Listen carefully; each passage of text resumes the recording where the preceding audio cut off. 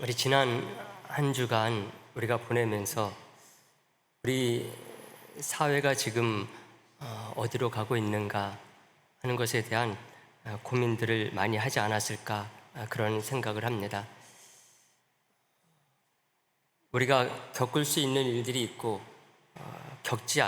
겪으면 안 되는 일들이 있다고 할 수가 있는데 참 그런 일들이 우리 사회 속에서 벌어질 뿐만 아니라 그게 또 먼 도시가 아니라 우리가 살고 있는 가까운 곳에서 벌어지는 그런 사회가 됐다고 하는 면에서도 우리들이 이 시대 속에서 신앙인으로서 우리 사회를 우리가 살고 있는 시대를 어떻게 신앙적인 관점에서 보고 또한 그 가운데서 어떻게 진단을 하고 어떻게 사는 것이 그리스도인으로서 잘 사는 것인가 하는 것들을 좀 더 깊이 마음 가운데 새기고 이러한 때에 우리 모든 성도들이 정말 기독교인이 이래서 필요한 것이구나 하는 그런 성도와 교회로 나아갈 수 있게 되기를 간절히 바라는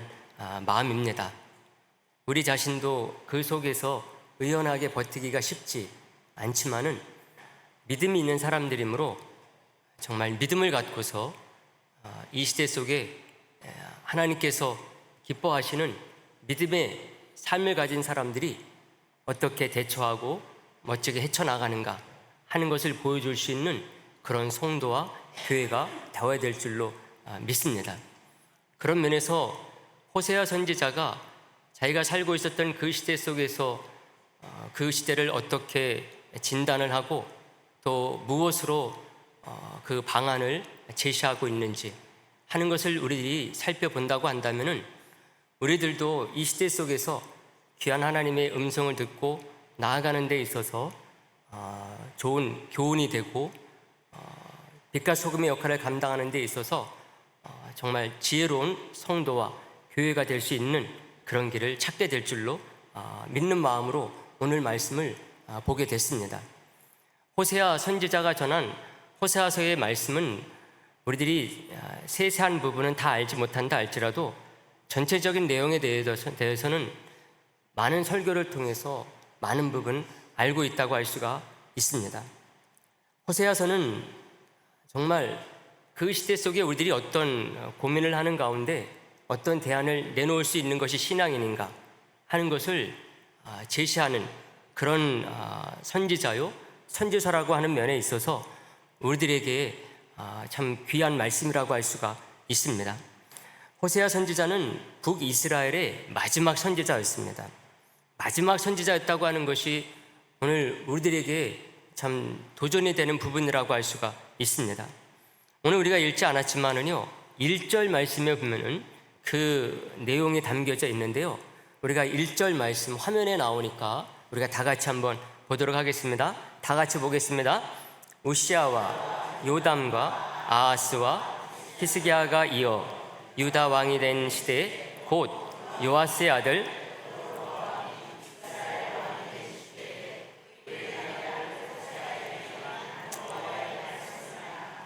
아멘. 오늘 본문은 아니지만은 우리들이 오늘 목적한 바 말씀을 잘 이해하고 또 우리들이 은혜 받기 위해서요 1절 말씀을 좀 길게 설명을 드리려고 합니다. 여러분들이 1절 말씀을 통해서 또한 그 하나님의 은혜가 있을 뿐만 아니라 이 시대를 바라보는 또 다른 신앙적인 관점을 발견할 수 있기를 바라겠습니다. 호세아 선지자가 사역을 한 그 시대를 왕들의 이름을 통해서 알려주고 있습니다. 먼저 나오는 것은 남유다의 왕들입니다. 남유다의 10번째 우시아 왕에서부터요 13번째 히스기야 왕까지 나오죠. 그러나 호세아 선지자는 남유다 선지자가 아닙니다. 북이스라엘의 선지자였습니다. 그런데 남유다의 왕들의 이름이 먼저 나오는 거죠. 좀 이상하다 싶은 거죠. 근데 그 다음에서야 북이스라엘의 왕 이름이 나옵니다. 요아스의 아들 여로보암이 이스라엘의 왕이 된 시대에 부엘리의 아들 호세아에게 하나님의 말씀이 임했다고 하는 것을 얘기를 해주고 있는 것이죠. 그러면서 호세아 선지자가 바로 북이스라엘의 여로보암이 왕이 된 시대에 자기가 이 사역을 감당하게 됐다, 이렇게 말해주고 있는 것입니다. 근데 이 말씀을, 1절 말씀을 좀 더 살펴보게 되면은 이 표현이 얼마나 이상한 표현인가 라고 하는 것을 알게 됩니다. 보통 선지자가 자기가 언제 사역을 했느냐, 이것에 대해서 말을 할 때에 자기가 속해 있는 나라의 왕들이 그때의 누구누구였었다, 이런 식으로 말을 하거든요. 요즘이야 뭐 이제 AD 몇 년에 내가 있었다, 뭐 그렇게 얘기를 할 수 있고, 그 사람은 BC 몇 년부터 몇 년까지 그 사역을 감당했다, 이렇게 말하면 되죠. 근데 그 옛날에는 이런 게 없었거든요. 그렇다고 한다면은 호세아는 북이스라엘 선지자였기 때문에 북이스라엘의 왕들을 언급해야 됩니다. 여로보암에 이어가지고 그 뒤에 스가랴, 살룸, 므나헴, 부가히야, 베가, 호세아 왕들이 이어집니다. 그러면서 호세아 왕 때 북이스라엘이 멸망하게 되는 거죠. 이것을 보게 되면은 그 북이스라엘의 마지막 왕의 이름이 호세아다. 근데 또 공교롭게도 마지막 선지자가 또 호세아다. 이것을 통해서도 호세아 선지자가 얼마나 의미심장한 선지자였는가라고 하는 것을 우리들이 알 수가 있어요. 북이스라엘의 마지막 왕 호세아, 그리고 마지막 선지자도 호세아인데 그 이름의 뜻은 다 뭔가 하면 구원자라는 뜻입니다. 구원자, 선지자도 구원자, 왕도 구원자. 근데 바로 그때에 북이스라엘은 구원되지 못하고 멸망해버린 것입니다. 아주 의미심장한 그런 그 선지자요 왕이라고 할 수가 있습니다. 호세아는 호세아서 첫 장, 첫 절에서 자기를 소개하면서요, 자기가 사역을 언제부터 언제까지 했는지 이것에 대해서 말하면서 자기가 사역을 시작할 때쯤 그 왕만 자기 나라 왕의 이름을 기록을 하고 그 이후의 왕들은 남유다의 왕들의 이름을 언급하는 것으로 대신해 버린 것이죠. 이것을 보게 되면은 그 조합이 이상한 조합이라고 할 수가 있어요. 그것도 그 남유다의 왕들을 더 먼저 언급을 하고 뒤에 가서야 그 자기가 그 사역을 시작했을 때에 북이스라엘의 왕은 여로보암이었었다, 이 얘기를 해버리거든요. 하지만 호세아서의 내용을 보게 되면은 우리가 이것을 어느 정도 이해를 할 수가 있어요. 호세아는 북이스라엘이 멸망한 것과는 달리요, 호세아서 전체 내용은 하나님의 구원을 전하는 희망적인 그 메시지로 끝이 납니다. 어떻게 그럴 수 있었느냐? 그것은 호세아 선지자는요, 남유다와 북이스라엘을 분리해서 보지 않고 있었다는 것입니다. 모두가 다 아브라함의 후손이요, 다윗 그 왕가가 이룬 그 하나님 나라의 후손들로서 하나로 보고 있었기 때문에 그래요. 그래서 호세아서 뒷부분에 가게 되면은 북이스라엘에 대한 메시지뿐만 아니라 그 메시지가 남유다에 대한 메시지이기도 하다고 하는 것을 잘 알려주고 있어요. 그래서 북이스라엘이 망하더라도 북이스라엘을 통해서 이어가지 못하는 것을 남유다가 이어갈 것을 보고 있었다고 하는 것입니다. 그래서 호세아가 자기가 언제 이 사역을 감당했느냐 얘기를 하면서 남유다의 왕들의 이름을 사용할 수가 있었던 것이죠. 그렇게 하니까 구원자라는 이름을 갖고 있으면서도 북이스라엘을 결국은 망해먹어버린 그런 왕이었는데, 이름만 구원자라는 이름을 갖고 있었던 이 마지막 왕 호세아의 이름을 사용하지 않을 수 있게 된 것입니다. 혹 자기와 똑같은 이름을 갖고 있지만은 끝까지 불신앙을 고집을 하다가 나라를 멸망에 이르게 한 왕의 이름을 어떤 면에서 호세아는 사용하고 싶지 않았을 거예요. 그러니 이런 방식으로 해가지고, 즉 좀 이상한 방법이긴 하지만은 이것을 통해서 마지막 왕 호세아는 언급을 하지 아니하면서 자기가 언제부터 언제까지 사역했음을 이렇게 아주 지혜롭게 언급을 할 수 있었던 것이죠. 근데 이보다 더 설득력 있는 이유는, 즉 1장 1절이 이렇게 될 수 있었던 것, 이것에 대해서 좀 더 잘 설득할 수 있는 이유는요, 여로보암이라고 하는 이 왕의 이름 때문에 그래요. 어떻게 보면은요, 호세아는 여로보암을 실질적인 북이스라엘의 마지막 왕으로 보고 있었다고 하는 것입니다. 말씀드렸던 것처럼 그 뒤로 6명의 왕들이 이어집니다. 스가랴, 살룸, 므나헴, 부가이야, 베가, 호세아가 이어져요.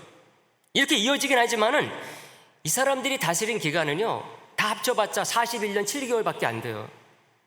6명이 평균적으로 7년 정도밖에 다스리지를 못한 거예요. 왜 그러느냐? 이 6명의 왕 가운데 4명은요, 자기가 모시던 왕을 죽여버리고 그 왕자리를 차지한 사람들입니다. 반역자들인 거죠. 그러니 호세아 선지자가 보기에는 그들은 왕 같지가 않은 거예요. 하나님이 세워서 된 왕들이 아닌 거죠. 자기 욕심 때문에 왕이 된 사람들이었던 것입니다. 그래서 호세아가 보기에는 실질적으로 북이스라엘의 마지막 왕은 누구냐? 여로보암이다. 그래서 1장 1절에서 자기를 소개할 때에 자기가 여로보암이 그 왕을 감당하기 시작한 때에 자기가 사역을 감당하기 시작했다, 이렇게 표현하고 있다고 하는 것이죠. 특히 여로보암이 왕으로 있었을 때는요, 북이스라엘 200년 역사 가운데 가장 잘 살았던 시대예요. 가장 강력했던 시대예요. 그래서 땅도 가장 넓었어요. 그리고 백성들이 잘 먹고 잘 살았어요. 좀 이해가 안 되는 부분이에요. 왜냐하면 북이스라엘은요, 처음부터 끝까지 하나님을 제대로 섬기지 않았어요. 그래서 많은 선지자들이 그들에게 하나님의 메시지를 전했거든요. 여러분, 엘리야와 엘리사 최고의 선지자잖아요. 근데 그 최고의 선지자가 어디 선지자였습니까? 남유다 선지자가 아니었어요. 북이스라엘의 선지자였어요. 왜? 너무나 불신앙하고 우상 숭배를 아주 일관되게 했기 때문에 그렇습니다. 근데도 불구하고 하나님께서 여로보암 왕 때는 잘 살게 해줬어요. 거기 아주 중요한 메시지가 있는 거예요. 왜 하나님께서 그런 나라 계속해서 망하게 만들어버리시고 왜 잘 사는 때를 허락해 주셨을까? 이게 중요한 그 호세아 선지자의 또 다른 메시지인 것입니다. 여로보암 그 뒤로부터요, 그 나라가 정말 언제 그렇게 잘 살았느냐, 그렇게 강력했느냐는 듯이 나라가 완전히 급속도로 망해간 것입니다. 다른 사람들이 이렇게 분석해요. 그 이후로 아수르가 강력한 제국이 됐기 때문에, 그랬기 때문에 북이스라엘이 어려워질 수밖에 없었어요. 이렇게 분석을 해버리거든요. 근데 여러분, 그렇게 잘 나가게 해주시고 잘 살게 해줬을 때에 우리가 무엇을 생각해야 됩니까? 우리가 어떻게 이렇게 잘 살 수 있었던 거지? 그동안 우리가 그렇게 잘 살려고 열심히 노력했는데 안 됐었는데 말이야. 왜 그때 이렇게 잘 살게 된 거야? 우리가 이상하게 생각을 하면서 자기들의 삶과 신앙을 하나님 앞에서 돌아보고 돌아왔어야 되는 거거든요. 근데 그 기회를 딱 놓쳐버리니까 정말 그 누구도 그 이상한 현상을 설명할 수 없을 정도로 급격하게 멸망의 길로 간 것입니다. 근데 호세아 선지자는 그것을 영적인 시각에서, 하나님의 시각에서 바로 보고 있었어요. 그걸 우리들에게 호세아서가 전해주는 것입니다. 역사를 보는 통찰력과 자기 나라의 문제가 정말 어디에 있는 거냐, 이게. 왜 우리나라에 이런 일이 벌어지느냐, 이 사회에 왜 이런 일이 일어나야 되는 거냐, 이것을 어떤 세상적인 전문가의 관점이 아니라 하나님의 관점에서 진단하고 처방을 내릴 수 있었던 비결, 호세아 선지자의 그 관점에 있었다는 것입니다. 아수르가 강해서 그 괴롭힘 때문에 북이스라엘이 그렇게 갑자기 어렵게 된 것이 아니다. 하나님이 그런 북이스라엘을 아수르를 통해서 지금 교훈하고 계시고 채찍질 하고 계시다는 것을 알려주는 것입니다. 그래서 호세아서 11장 5절에 이런 말씀이 딱 나와요. 그들은 애굽 땅으로 되돌아가지 못하겠거늘 내게 돌아오기를 어떻게 하니? 싫어하니 아수르 사람이 그 임금이 될 것이라, 이렇게 말하고 있어요. 하나님께서 호세아 선지자를 통해서 준 이스라엘 백성들에게 전하라고 하는 메시지거든요. 이게 또 누구의 생각이기도 합니까? 호세아 선지자의 관점이요 생각이기도 한 것입니다. 특히요, 호세아 선지자가 1장 1절에서 마지막 부분에 언급하고 있는 여로보암이라고 하는 이름은요, 중의적인 뜻을 가지고 있어요. 의미가 복합적이라는 거죠. 북이스라엘 왕 중에서 여로보암이라고 하는 왕은요, 한 사람이 아니에요. 두 사람입니다. 북이스라엘을 처음 시작할 때 왕의 이름이 여로보암이었어요. 그리고 오늘 1장 1절에서 호세아 선지자가 말하고 있는 여로보암, 이 왕은 13번째 왕입니다. 북이스라엘을 처음 시작한 왕 느밧의 아들 여로보암입니다. 그가 하나님의 은혜로 이스라엘이 남북으로 갈라졌거든요. 솔로몬이 불신앙으로 말미암아서 솔로몬이 죽고 나서 하나님은 이스라엘을 남북으로 갈라놓으셨어요. 그때에 정말 하나님의 은혜로 왕이 될 만한 사람이 아닌데도 불구하고 이 북이스라엘의 왕으로 누굴 삼아주셨는가 하면은 느밧의 아들 여로보암을 왕으로 삼아주셨어요. 그럼 어떻게 합니까? 하나님이 나를 이렇게 왕으로 삼아주셨구나. 그것을 알고 어떻게 해야 됩니까? 하나님을 잘 섬기는 나라로 만들어 가야 되잖아요. 근데 이 사람은 왕이 되고 나서 무엇을 했는가 하면은 북이스라엘의 사람들이 남유다에 있는 예루살렘에 하나님께 제사하기 위해서 갈까봐 자기 나라 북이스라엘의 단과 베델에 송아지 우상을 만들어 놓고 뭐라고 말했는가 하면은 그 송아지 우상을 만들어 놓고 이게 바알이다, 이게 아세라다 그러지 않았어요. 송아지 우상을 만들어 놓고 이게 하나님이야? 그러면서 섬기게 만들었어요. 너무나 무서운 일을 한 거죠. 송아지 우상을 만들어 놓았으면 그냥 그거 바알이다, 아세라다 그래 섬기게 만들어내는데 그러지 아니하고 이게 하나님이야? 그러면서 북이스라엘 사람들을 여기서 섬기게 만들었어요. 다시는 남유다 가지 마세요. 예루살렘에 가지 마세요. 북이스라엘 사람들은 이제 단이나 베델에 와서 하나님을 섬기면 됩니다. 이렇게 만들어서 자기 권력을 유지하려고 했습니다. 이게 첫 번째 나왔었던 여로보암이었어요. 결국은 이게 북이스라엘을 계속해서 불신앙에 빠지고 우상 숭배로 빠지게 하는 길이 되어버렸어요. 이 여로보암이 첫 번째 왕이면서 북이스라엘의 도로를 하나 만들었는데 그 도로는 눈에 보이는 그런 경부고속도로 같은 도로가 아니라 이스라엘 백성들이 하나님에 대해서 불신앙하는 불신앙의 고속도로를 만들어버린 거예요. 그리고 이제 13번째 여로보암 왕이 딱 등장했을 때에 이 여로보암 때 하나님께서 그런 불신앙의 나라를 잘 살게 만들어 놓으신 거예요. 두 사람이 아주 중요한 역할을 하면서 영적인 중요한 의미가 담겨져 있는 거죠. 그래서 열왕기하서 14장 23절과 24절에서는 이 두 사람의 왕의 이름이 함께 한 장면에 등장을 해요. 그 두 사람은 시간적으로 많이 차이가 있는 사람들이거든요. 첫 번째 왕이 한 사람은 13번째 왕이잖아요. 같은 문장에 같은 장면에 등장하기가 쉽지 않은 두 사람입니다. 그런데 열왕기하서 14장 23절 24절에서 이 두 사람이 한 장면 한 절 속에 딱 등장을 하는 것입니다. 우리가 이 말씀 23절 24절 말씀 우리가 다 같이 보도록 하겠습니다. 다 같이 봅니다. 보겠습니다. 시작. 유다의 왕 요아스의 아들 아마샤 제15년에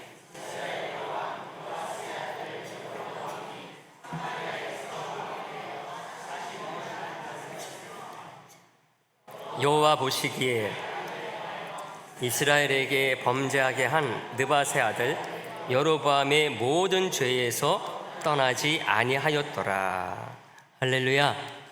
23절에서 누가 나옵니까? 요아스의 아들 여로보암이 나오죠. 24절에서는 느밧의 아들 여로보암이 나와요. 뒤에 나오는 느밧의 아들 여로보암이 북이스라엘의 몇 번째 왕이었다? 첫 번째 왕. 23절에 나오는 요아스의 아들 여로보암은 13번째 왕이 되는 것입니다. 바로 이것을 통하여서 이제 북이스라엘은 실질적으로 여로보암을 끝으로 멸망하게 됐음을 보여주는 것이죠. 근데 그 길을 누가 마련했다? 첫 번째 여로보암이라는 사람이 그 길을 마련했고 그 길을 계속하다가 결국은 이런 여로보암 왕 때에 이스라엘은 멸망의 조짐을 보였다는 것이죠. 이런 북이스라엘의 말기적인 상황을 알게 되면은요, 오늘 본문의 말씀을 우리들이 좀 더 잘 이해를 할 수가 있어요. 즉 호세아 그 선지자의 시각, 하나님께서 호세아를 통해서 보여주시고자 하는 그런 관점에서 볼 수 있게 된다는 것이죠. 여러분, 우리가 살고 있는 이 시대와 이 세상을 하나님의 시각을 갖고 바로 볼 때에 바른 대안이 나오는 것입니다. 오늘 본문 첫 절 2절 말씀에 이렇게 되어 있어요. 2절 말씀 우리가 다 같이 보도록 하겠습니다. 2절 말씀 다 같이 봅니다. 여호와께서 처음 호세아에게 말씀하실 때 여호와께서 호세아에게 이르시되 너는 가서 음란한 여자를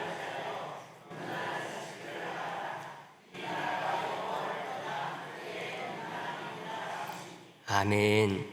여러분, 결혼은 신성한 것입니다. 남자와 여자가 만나서 부부가 돼서 가정을 이룬다. 이것은 사람에게서 시작된 것이 아니라 하나님이 제정한 것이기 때문에 신성한 것입니다. 신앙인이라고 한다면 모르는 사람이 있을까요? 없어요. 근데 지금 하나님이 호세아에게 뭐라고 말씀하시는가 하면 그 신성한 가정을 이루라 말씀하시는데 신성하지 않게 이루게 하십니다. 음란한 여자와 결혼을 해서 음란한 자녀를 낳으라는 거예요. 근데 이것은 있을 수 없는 지시요 또 명령이라고 할 수가 있어요.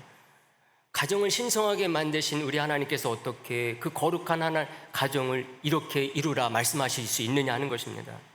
그래서 이것에 대해서 어떤 신학자들은요, 이거는 하나님께서 호세아에게 진짜 그렇게 결혼해서 살라는 게 아니다, 이렇게 보는 분이 있어요.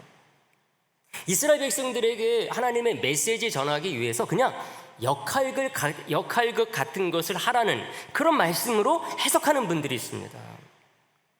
이스라엘 백성들이 교훈만 전하면 되고 교훈을 전하기 위해서 역할극 같은 것을 해서 그 교훈만 전하면 된다, 이렇게 보는 분이 있어요.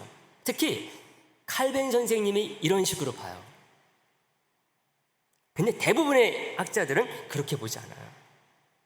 우리들이 호세아서 말씀을 들을 때 대부분의 목사님들은 그렇게 보지 않아요. 진짜 호세아가 이런 음란한 여인 고멜을 아내로 삼아가지고 그런 음란한 자녀들을 낳았다, 이렇게 설교 말씀을 합니다. 저도 그렇게 보는 사람이라고 할 수가 있습니다. 왜 그러느냐? 이게 그 시대 때의 이스라엘 백성들에게 그래도 자극이 될 수 있다는 것이죠. 지금 북이스라엘은 너무나 불신앙과 우상숭배에 깊이 빠져 있어가지고 웬만한 거 들어오지 않아요. 역할극 정도 가지고서는 자극을 받지 않는다는 거죠. 호세아가 진짜 그런 여인과 결혼했는데 그 이유가 우리에게 주는 메시지 때문이래? 그 정도 그래야 귀담아 좀 듣는 거거든요. 또 한 가지 이유가 있다고 한다면은 호세아 선지자 당시의 상황 때문입니다. 말씀드렸던 것처럼 이때는요, 북이스라엘의 정말 절박한 위기의 시대였었어요. 멸망을 향해서 가고 있었던 때였습니다. 아수르가 계속해서 위협해오고 있었어요. 그런 가운데 불신앙, 우상숭배도 그칠 줄 몰랐습니다. 오죽하면은요, 여로보암 왕 이후에 스가랴, 살름, 므나헴, 부가히야, 베가, 호세아 계속 이어지는데 그 왕들을 얘기할 때마다 무슨 얘기하는지 아세요? 느밧의 아들 여로보암의 죄에서 그들이 떠나지 않았기 때문이다, 이런 얘기를 해요. 열왕기하서 15장 9절 말씀에 그 얘기가 딱 나옵니다. 열왕기하서 15장은요, 북이스라엘의 왕들이 계속해서 바뀌는 얘기가 나와요. 금방 왕이 바뀌네, 또 바뀌네, 또 바뀌네, 또 바뀌네, 그게 계속 나와요. 근데 그럴 때마다 무슨 얘기가 나오는가 하면은 15장 9절에 있는 말씀이 나오는 것입니다. 다 같이 봅니다. 다 같이요. 시작. 그의 조상들의 행위대로 여호와 보시기에 악을 행하여 이스라엘로 범죄하게 한 느밧의 아들 여로보암의 죄에서 떠나지 아니한지라 말하고 있습니다. 이 사람은 죽은 지 벌써 옛날인데도 불구하고 아직도 이스라엘 백성들이 그 길로 가고 있다는 것입니다. 근데 이게 지금 북이스라엘 그 말기에 왕들이 바뀔 때마다 요 얘기를 하는 거예요. 15장 9절뿐만 아니라 18절, 24절, 28절에 똑같은 말을 하고 있어요. 호세아 선지자가 사역을 하는 기간 동안에 겪은 왕들입니다, 다. 그러니 이런 때에 호세아만이 아니라 모든 백성들의 삶이라는 것은 위기의 시대였었어요. 아수르의 계속된 침략과 위협은요, 선지자들을 통한 하나님의 그 경고가 허튼 소리가 아님을 증명해주고 있었다는 것이죠. 그러니까 이것을 하나님께서 이런 사건들을 통해서 계속해서 자극하는 거죠. 너희들이 계속해서 안 들었지? 모르는 척 했었지. 내 말 선지자를 통해서 말씀해 놓는데도 불구하고 못 들은 척 딴 척했지. 계속해서 이런 사건과 그 여러 가지 위기적인 상황들을 통해서 그래도 안 들을래? 그래도 내 말이 가짜라고 생각할래? 자극하는 것입니다. 나중에는 호세아 선지자가 결혼 생활을 통해서 하나님의 메시지를 전하는 것이죠.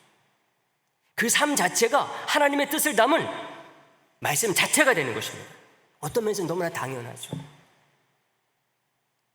호세아 선지자의 그 가정이 희생된 것입니다. 이스라엘 백성들에게 주시고자 하는 메시지 때문에 그 가정이 희생된 거예요. 근데 이게 호세아 선지자만 그랬느냐? 아니에요. 북이스라엘의 마지막 선지자가 호세아였다고 한다면 남유다의 마지막 선지자는 누구였었는가 하면 예레미야 선지자입니다. 우리가 보통 예레미야 선지자를 눈물의 선지자라고 말을 하거든요. 근데 하나님께서 예레미야 선지자에게 뭐라고 말씀하셨는가 하면 너 결혼하지 마라 이랬어요. 말해서 너 결혼하지 마. 지금 결혼할 때야?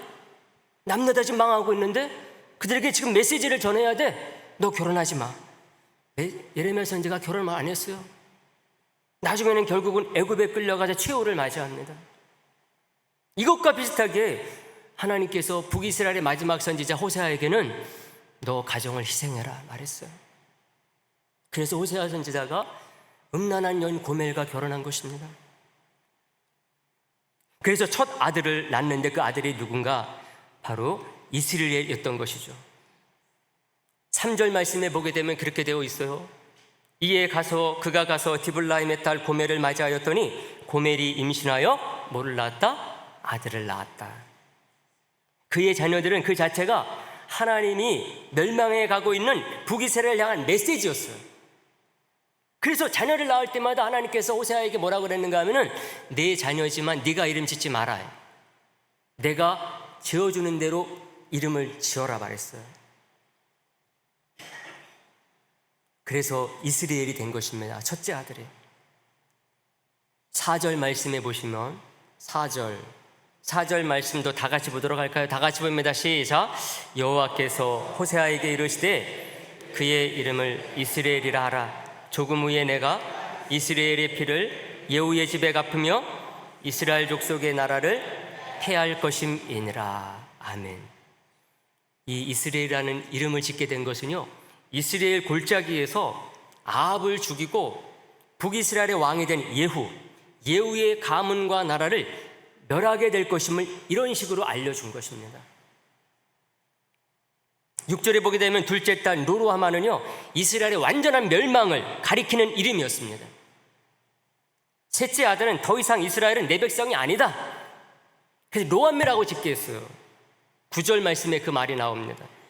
여호와께서 이르시되 그의 이름을 뭐라 하라? 로암미라 하라. 너희는 내 백성이 아니요 나는 너희 하나님이 되지 아니할 것임이니라 라고 했어요. 너무나 무서운 말씀들이죠. 음란한 여인 고멜처럼 자기 남편을 버리고 다른 남자들을 사랑하는, 이러듯이 계속해서 하나님에 대해서 불신앙하고 우상숭배를 끊지 아니하고 세상 속에서 빠져 살다가는 어떻게 해요? 그 자녀의 이름처럼, 세 자녀의 이름처럼 실제로 그것이 이루어지는 현실이 지금 이스라엘 백성들 앞에 눈에 보이기 시작한 것입니다. 사랑하는 성도 여러분, 근데 호세아 선지자가 1장부터 이러한 아주 강력한 메시지를 전하고 있지만은요, 하나님께서 호세아 선지자를 통해서 이스라엘 백성들 주시고자 하는 메시지의 전부는 이게 다가 아니에요. 겉으로 보면은 이것이 이스라엘 백성들은 경고라고 할 수가 있는데 그 뒤를 한 번 더 살펴보게 되면은 이스라엘을 향한 하나님의 놀랍고 뜻하신 사랑이 얼마나 끈질기냐, 이것이 보여주는 말씀이 바로 여기서 나온다는 것입니다. 여러분, 우리가 잘 알고 있는 것처럼 음란한 여인 고멜은 불신앙에 빠진 이스라엘을 가리키는 말입니다. 그리고 남편으로서 호세아는 누구를 가리킵니까? 하나님을 가리키는 거죠. 호세아는 끝까지 고멜을 포기하지 않아요. 하나님께서 이렇게 지시했거든요. 음란함 때문에 집을 나가버립니다. 그럼 또 어떻게 하라고 그랬어요? 가서 사와. 포기하지 말라는 거죠. 그래서 호세아는 하나님을 가리키고 고멜은 이스라엘 백성들을 가리키는 것입니다. 그런데 호세아 선지자가 호세아서에서 계속해서 강조하고 있는 것이 있어요. 바로 고멜은 타락한 이스라엘을 가리키고 호세아는 하나님을 가리킨다. 이게 그냥 비유적인 상황만이 절대로 아니라는 거예요. 호세아 가정을 통해서 이스라엘 백성들에게 메시지를 주기 위해서 그냥 비유로만 사용하는 게 아니라는 것입니다. 계속해서 강조하는 것이 뭔가 하면은 정말 우리 하나님은 남편이 되셨고 이스라엘을 아내로 삼으셨다는 거예요. 비유가 아니라는 거예요. 정말 하나님은 누구다? 이스라엘의 남편이다. 이스라엘은 하나님의 뭐다? 아내다. 아내다. 2장 19절에 딱 나옵니다. 2장 19절 다 같이 보도록 하겠습니다. 아주 중요한 말씀이요. 19절과 20절 말씀 다 같이 봅니다. 시작. 내가 내게 장가들어 영원히 살되 공의와 정의와 은총과 긍휼이 여김으로 내게 장가들며 진실함으로 내게 장가들리니 내가 여호와를 알리라. 할렐루야. 이스라엘 백성들이 하나님에 대해서 얼마나 불신앙했는가.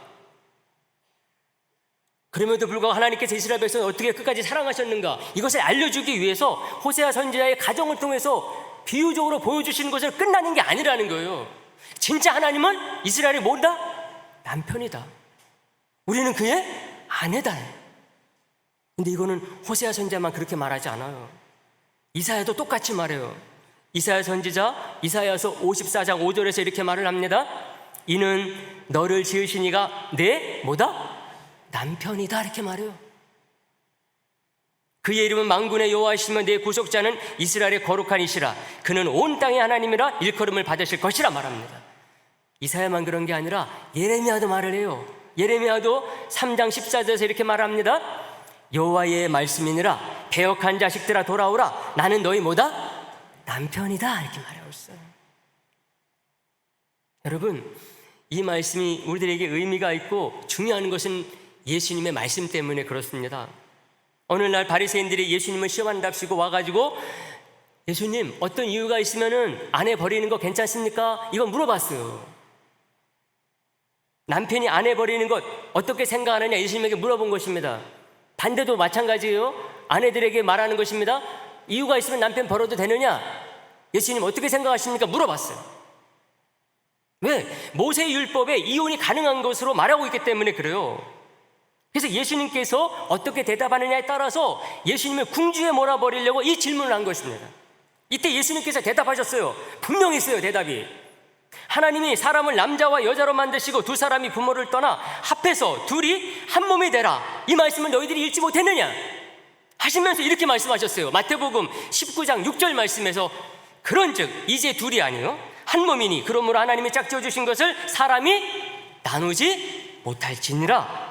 딱 말씀하셨어요. 여러분, 이게 무슨 말씀입니까?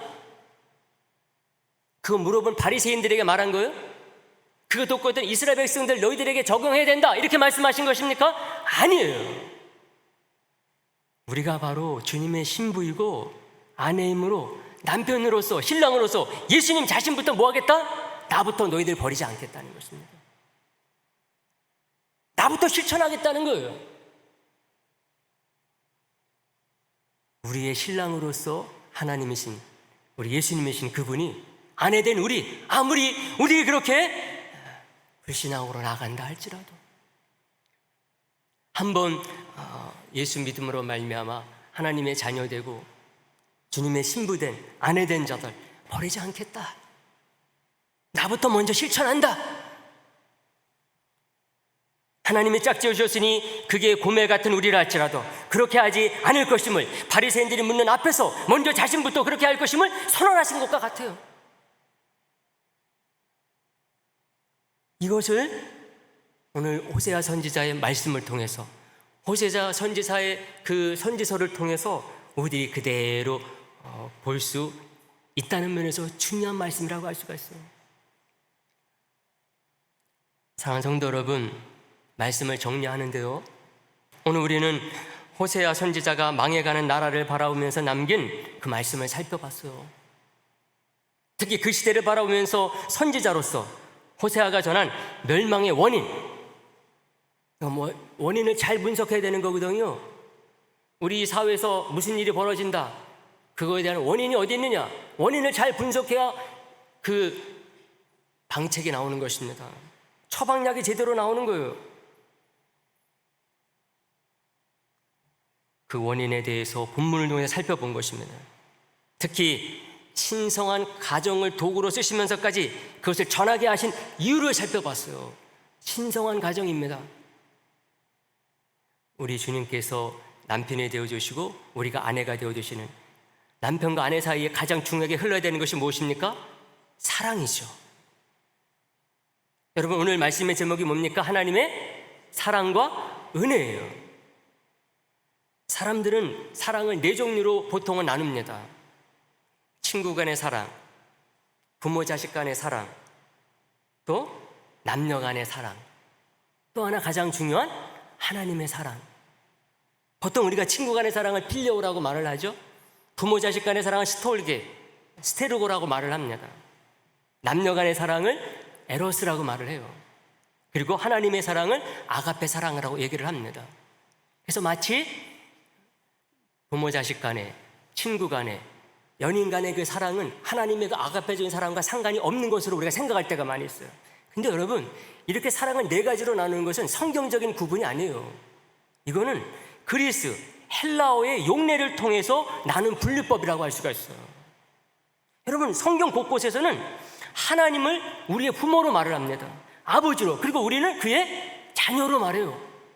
하나님께서 우리를 얼마나 사랑하시는지 무엇을 통해서 보여주시는가 하면 부모 자식 간의 사랑을 통해서 보여준다는 것입니다. 뿐만 아니라 주님은 우리를 종이라 하지 아니하고 뭐라고 하겠다? 너희를 친구라 하겠다. 하나님의 우리를 향한 사랑은 뭐를 통해서 보여주는 것입니까? 친구 간의 우정이라는 것을 통해서 보여주는 거예요. 물론 아가페적인 사랑은, 십자가의 그 무한의 사랑은 더 말할 것 없죠. 근데 또 하나, 오늘 우리가 본 것은 뭔가 하면은 남녀 간의 사랑. 연인으로서 아내를 삼으시고 남편이 되어서 동반자로 끝까지 책임지자고 했던 이 사랑은 뭡니까? 남녀 간의 사랑, 에로스를 말하는 거죠. 여러분, 오늘날 이 시대의 또 다른 문제는 무엇입니까? 사랑이라고 하는 것이 너무나 훼손됐다는 거예요. 부모 간의 사랑, 자식 간의 사랑이 어떻습니까? 부모가 자식을 죽여요. 자식이 부모를 죽입니다. 부모 자식 간의 사랑이 얼마나 왜곡되고 훼손됐는지 몰라요. 우리 하나님께서 우리를 사랑하시는, 그 자녀를 사랑하시는 것 속에서 우리 부모와 자식 간의 사랑이 회복되어야 됩니다. 그것은 세상 속에서 이제는 너무나 훼손됐기 때문에 그 참된 모습을 찾기가 힘들어요. 어디로부터 찾아야 되느냐? 성경에서 찾을 수밖에 없어요. 부모가 자식을 이렇게 사랑해야 되는구나, 자식은 그 부모를 이렇게 공경해야 되는구나, 우리가 성경에서 찾을 수밖에 없어요. 친구 간의 사랑은 또 얼마나 또 훼손됐습니까? 자기에게 이익이 된다고 한다면, 불이익이 된다고 한다면 친구 간의 사랑, 그런 거 어디 있습니까 요새? 근데 주님께서 우리를 친구처럼 사랑하시는 것을 통해서 회복돼야 돼요. 더 우리 회복돼야 되는 건 뭐냐? 에로스의 사랑입니다. 남녀 간의 사랑만큼 훼손되고 왜곡된 사랑이 얼마나 더 있습니까 여러분? 아마 사탄이 이것을 가장 쉽게 여겼던 것 같아요. 하나님이 우리를 사랑하실 때 부모 자식처럼 사랑하신다. 그건 좀 봐줄만해. 친구처럼 사랑하신다. 그거 봐줄만해. 근데 하나님께서 우리 같은 죄인을 남편이 아내를 사랑하고 아내가 남편을 사랑하듯이 연인 간의 그 뜨거운 사랑을 나누는 것처럼 사랑하신다. 사단이 이거 못 봐주는 것 같아요. 그러니까 이 사랑을 가장 타락시키고 가장 왜곡시키고 가장 훼손시키는 것 같아요.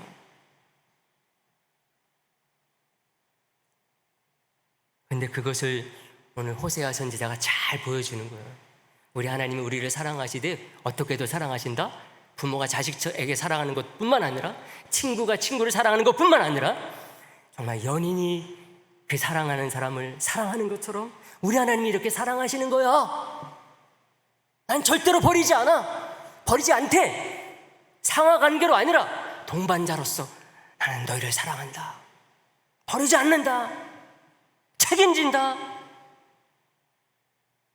그래서 이 사랑이 얼마나 큰 하나님의 은혜인지 모른다는 것입니다. 정말 우리 시대에 이런 사랑들이 제대로만 회복된다고 한다면요, 이 시대는 달라질 것이고 우리가 걱정하는 그런 여러 가지 사건과 사고들, 아마 일어나지 않게 되리라고 저는 믿습니다. 근데 이걸 누가 보여줘야 됩니까? 세상에서 이런 것을 찾을 수가 없어요. 믿음의 사람들이 말씀을 통해서 정말 믿음을 가지고서 도전받고 나아갈 때에 이것을 세상 사람들에게 보여줄 수가 있는 것입니다. 그러므로 오늘 말씀 저와 여러분들이 꼭 마음 가운데 새기고 이런 시대 속에서 빛이 되고 소금이 되는 그런 성도와 교회 되기를 주님의 이름으로 축복의 말씀을 드리겠습니다.